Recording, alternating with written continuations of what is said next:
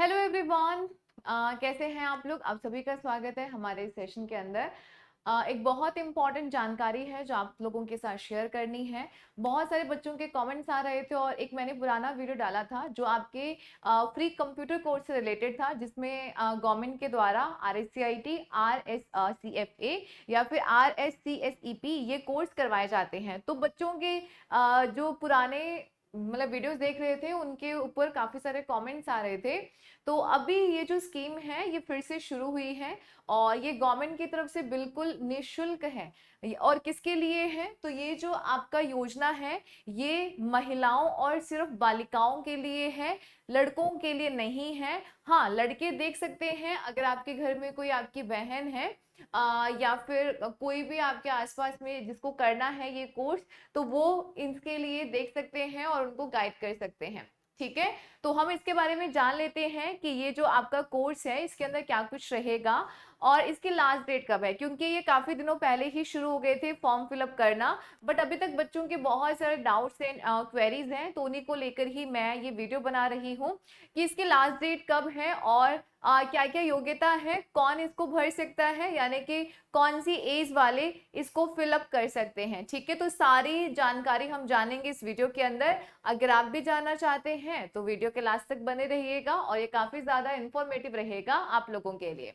तो चलिए देखिएगा, हम लोग यहाँ पे बात करते हैं राजस्थान फ्री कंप्यूटर कोर्स योजना 2023 किसके अंडर करवाई जाती है। इंदिरा महिला शक्ति प्रशिक्षण एवं संवर्धन योजना, नाम से देख रहे हैं इंदिरा महिला, तो ध्यान रखिएगा सिर्फ महिलाओं और बालिकाओं के लिए है, लड़कों के लिए ये योजना नहीं है। ठीक है, अब बात कर लेते हैं, इसके अंदर आपको 3 कोर्स करवाए जाएंगे।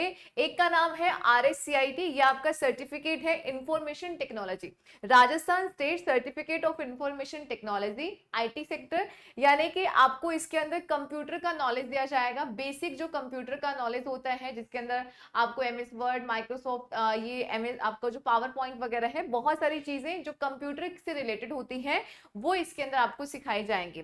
आपका जो RSCFA है ये है आपका फाइनेंशियल अकाउंटिंग का सर्टिफिकेट, जिसके अंदर जैसे कि मान लो GST कैसे फिलअप, GST कैसे भरना होता है, ये सारी जो इन्फॉर्मेशन है GST से रिलेटेड, और टैली आपके ये फाइनेंशियली में यूज होता है ना बिजनेस के अंदर, तो टैली वगैरह जो है वो आपको इसके अंदर सिखाई जाएगी।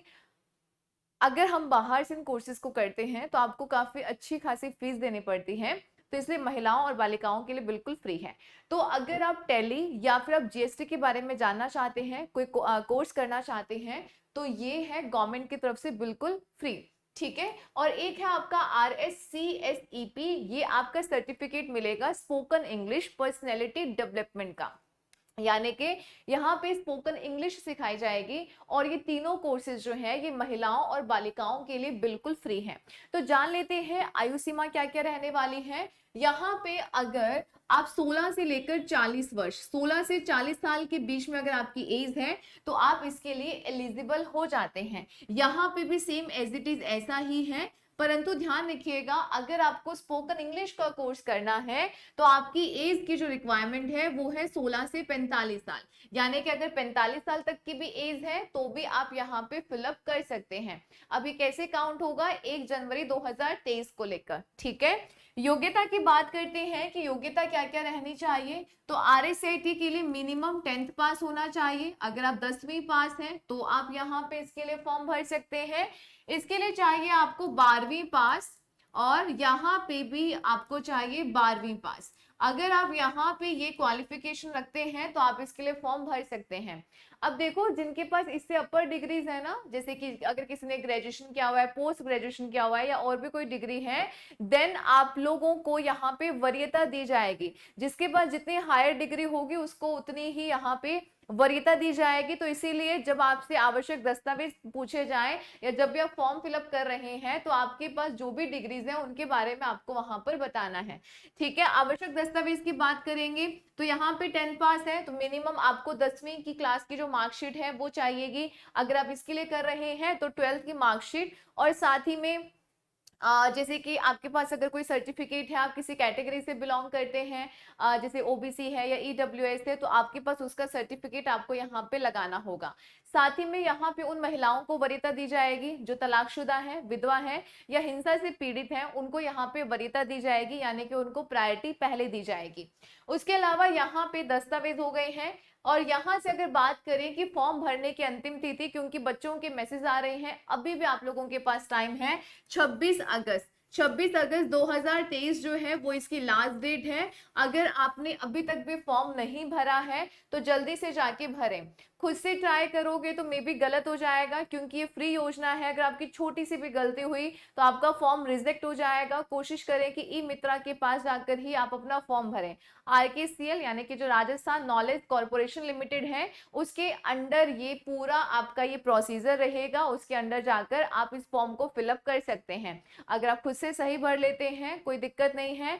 अगर आपसे थोड़ी बहुत भी गलती, आपको लगता है कि मुझे फॉर्म नहीं भरना आएगा, तो आप ई मित्रा के पास जाके अपना फॉर्म फिलअप कीजिए, ठीक है।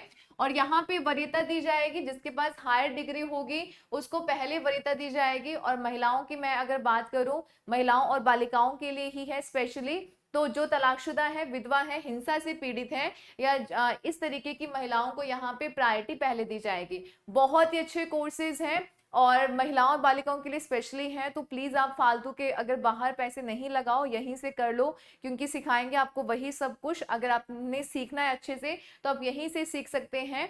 और ये जो आपके कोर्सेज हैं ये काफी ज्यादा आपके लिए इम्पॉर्टेंट रहेंगे, क्योंकि आपने देखा होगा राजस्थान के जितने भी एग्जाम्स होते हैं आजकल उनके अंदर कंप्यूटर का बेसिक नॉलेज मांगा जाता है, और जिसके अंदर आरआईसीआईटी कंपलसरी कर दिया गया है बहुत सारे एग्जाम्स में। और आने वाले एग्जाम्स में मे बी सभी में क्या पता इसको कंपलसरी कर दिया जाए।